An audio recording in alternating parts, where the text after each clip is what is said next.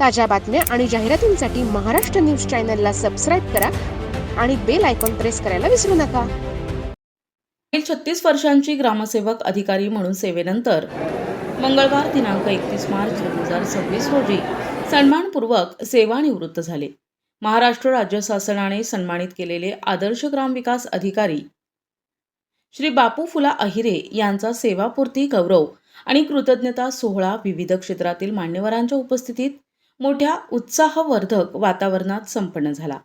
Ramlila banquet hall, Adgaon शिवार, नाशिक येथे झालेल्या सेवापूर्ती सोहळ्यास कार्यक्रमाचे अध्यक्ष म्हणून महाराष्ट्र राज्य जिल्हा परिषद कर्मचारी महासंघाचे राज्य अध्यक्ष तथा अखिल भारतीय सहकारी कर्मचारी महासंघाचे उपाध्यक्ष उमेशचंद्र चिलबुले, आमदार दिलीप काका बनकर, बागलाण विधानसभा सदस्य दिलीप मंगळू बोरसे, माजी आमदार अनिल कदम, कृषी उत्पन्न बाजार समिती सभापती नानाजी नामदेव दळवी, मराठा विद्याप्रसारक मंडळाचे माजी सभापती माणिकराव बोरस्ते, महाराष्ट्र राज्य ग्रामपंचायत अधिकारी संघटनेचे अध्यक्ष संजीव निकम, राज्य सरचिटणीस सुचित घरत, माजी जिल्हा परिषद सदस्य सुकेना गटाचे भावना भंडारे, साकोरे मिकच्या सरपंच शोभाताई अनिल बोरस्ते आदी मान्यवर उपस्थित होते. प्रारंभी दीपप्रज्वलन आणि छत्रपती शिवाजी महाराज यांच्या प्रतिमेचे पूजन करण्यात आले. बापू फुला अहिरे हे मागील 36 वर्षांपासून ग्रामपंचायत अधिकारी म्हणून सेवा देत होते. त्यांनी आपल्या कार्यकाळात अनेक गावांना स्वावलंबी आणि आदर्श गाव बनवले होते. हे करत असताना महाराष्ट्र राज्य जिल्हा परिषद कर्मचारी महासंघाच्या माध्यमातून वेळोवेळी कर्मचाऱ्यांच्या न्याय मागण्यांसाठी लढा दिला. त्याचबरोबर राज्यभर फिरून कर्मचाऱ्यांचे एक मजबूत जाळे निर्माण केले होते. यावेळी मान्यवरांनी याचा उल्लेख केला.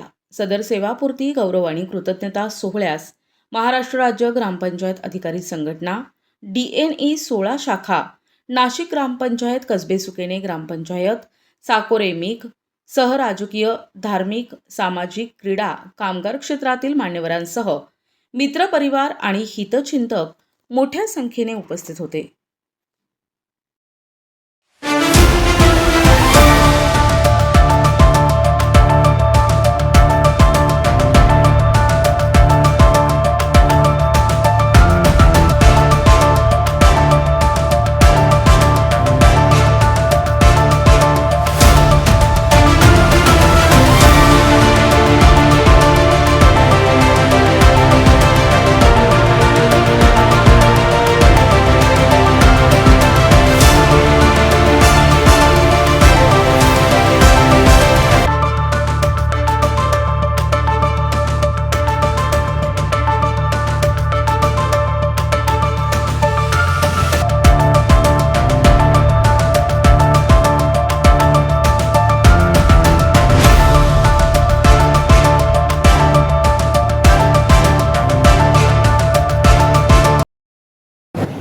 आणि बापूंनी पहिली सुरुवात रायगडमध्ये केली.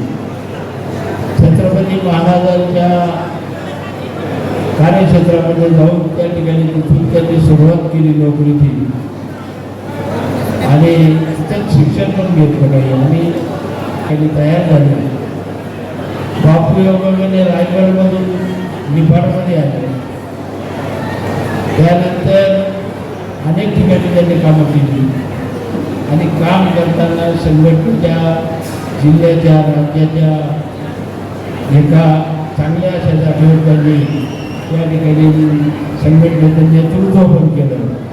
यशस्वी सेवापूर्तीबद्दल मी स्वतः अहिल्यानगर जिल्ह्याच्या वतीनं आणि डाकणी परिवाराच्या वतीने त्यांचं शब्दसमानाने सहर्ष स्वागत करतो आणि त्यांचं पुढील आयुष्य दीर्घायुष्य लाभो, त्यांच्या हातून चांगली सामाजिक यशस्वी सेवा घडो अशी स्वामी समर्थांच्या चरणी प्रार्थना करतो.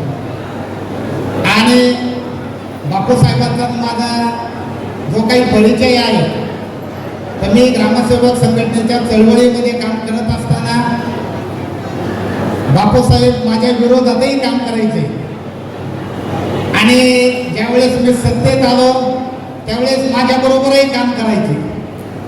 म्हणजे विरोधात असतानाही सुद्धा माझ्या विरोधात त्यांनी भरपूर काम केलं आणि मी ज्यावेळेस राज्याचा अध्यक्ष झालो त्यावेळेस अतिशय महत्त्वपूर्ण भूमिका बजावून राज्यभर जो ग्रामसेवकांचा झंझावात आहे, त्या झंझावातामध्ये राम लक्ष्मणाच्या भूमिकेमध्ये अतिशय तळमळीने खंबीर मला साथ दिली, की ज्यामुळे चांद्यापासून तर बांध्यापर्यंत ग्रामसेवक चळवळीचं नाव प्रत्येक कानाकोपऱ्यात आणि घराघरात रोवलं गेलं. त्याचे साक्षीदार आणि सहयोगी बापूसाहेब आहे. ज्या पद्धतीने आपल्याला या जगात एक जगमान्य म्हणून या करणाऱ्या गोष्टी असतात, त्याच पद्धतीने शासकीय सेवेमध्ये सेवानिवृत्ती हा एक प्रमुख आणि महत्त्वाचा घटक असतो. पदवी पदोन्नती ही ठरलेल्या वेळेप्रमाणे होते, परंतु सेवानिवृत्ती ही तुमच्या नियत वेळेनुसार होत असते.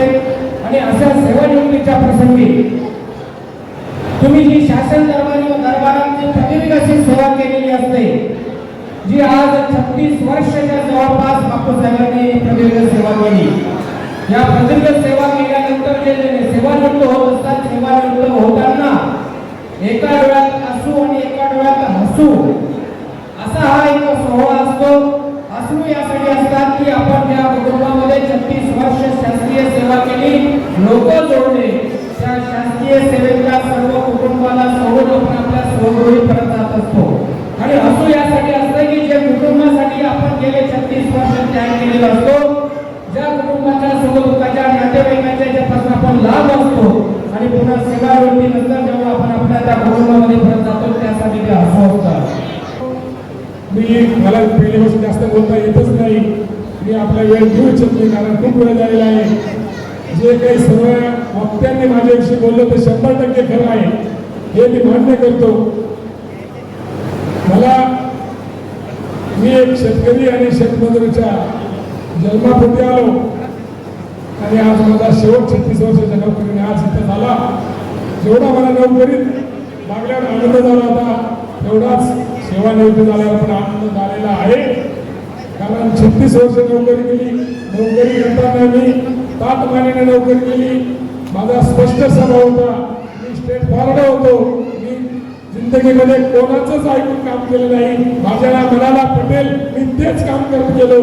कधी कोणाच्या राजकीय असेल कुठल्याही दबावाला काम न करता मी 36 वर्ष नोकरी केली. माझ्या सेवेत म्हणजे आज मी नाबाद सेवानिवृत्त झालो.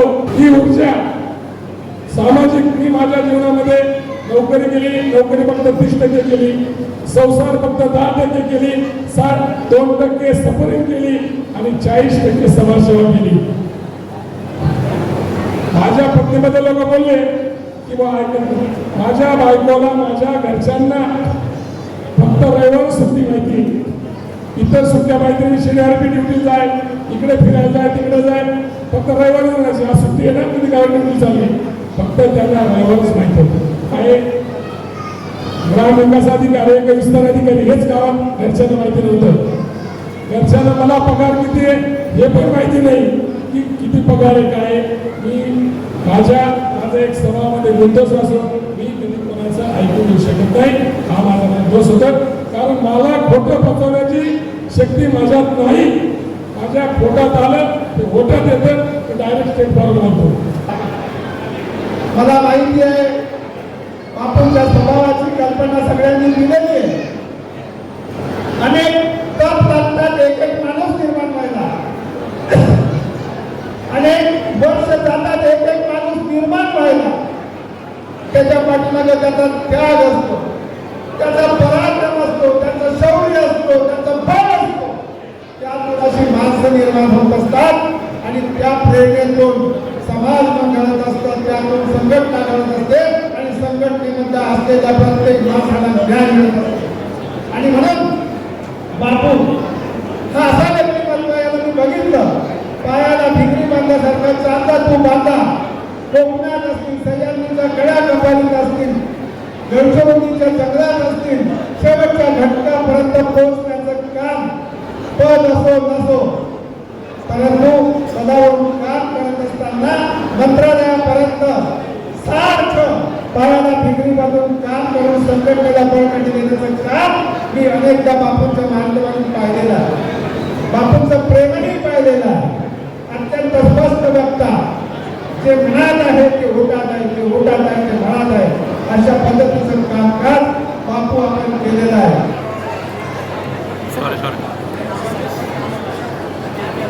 बघा समोर बुके डोळा खा